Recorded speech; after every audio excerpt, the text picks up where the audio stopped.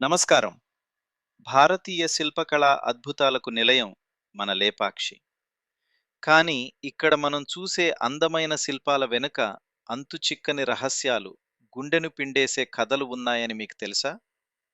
ఈరోజు మనం లేపాక్షిలోని ఆ 3 ఆశ్చర్యకరమైన విషయాలను తెలుసుకుందాం. పాయింట్ 1, వేలాడే స్తంభం, ద హ్యాంగింగ్ పిల్లర్. లేపాక్షి అనగానే అందరికీ గుర్తొచ్చేది గాలిలో తేలే స్తంభం. 8 టన్నుల బరువున్న ఈ రాతి స్తంభం కింద నుండి మీరు ఒక పల్చని వస్త్రాన్ని పంపవచ్చు.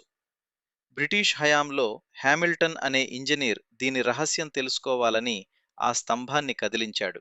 అంతే, గుడి మొత్తం కుప్పకూలిపోతుందేమో అన్నంతగా కంపించింది.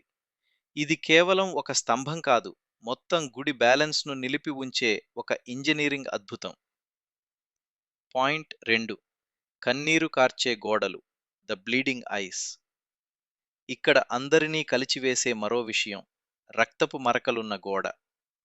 విజయనగర మంత్రి విరూపణ్ణ రాజు అనుమతి లేకుండా ఖజానా ఖర్చు చేశాడని నిందపడటంతో ఆత్మగౌరవం దెబ్బతిని తన కళ్లను తానే పీక్కుని ఈ గోడకు కొట్టారు.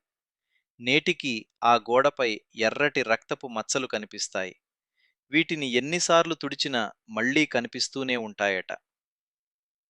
పాయింట్ 3, సీతమ్మ వారి పాదం, ద జయంట్ ఫుట్ ప్రింట్. లేపాక్షిలో మరో అద్భుతం, ఒక రాతిపై ఉన్న భారీ పాదం ముద్ర. ఇది త్రేతాయుగంలో సీతమ్మవారు ఇక్కడ అడుగుపెట్టినప్పుడు పడిన ముద్ర అని చెబుతారు. విచిత్రం ఏమిటంటే ఎండకాలంలో కూడా ఈ పాదం ముద్రలో నీరు ఎప్పుడూ ఊరుతూనే ఉంటుంది. ఆ నీరు ఎక్కడి నుండి వస్తుందో ఇప్పటికీ ఎవరికీ తెలియదు. కానీ అసలు సీక్రెట్ ఏమిటంటే ఆ స్తంభం డెకరేషన్ కాదు, అది స్ట్రక్చర్ బ్యాలెన్స్ కోసం. ఆర్కిటెక్ట్స్ అప్పుడే వెయిట్ డిస్ట్రిబ్యూషన్ టెక్నిక్ వాడారు. ట్విస్ట్ ఏంటి అంటే ఆ ఇంజనీర్ దాన్ని మూవ్ చేయడానికి ప్రయత్నించగా టెంపుల్ స్ట్రక్చర్లో క్రాక్స్ వచ్చాయి. వెంటనే ఆపేశారు. ఇప్పటికీ ఆ స్తంభం అలాగే ఉంది. అది పడితే ఏమవుతుందో ఎవరికీ తెలియదు.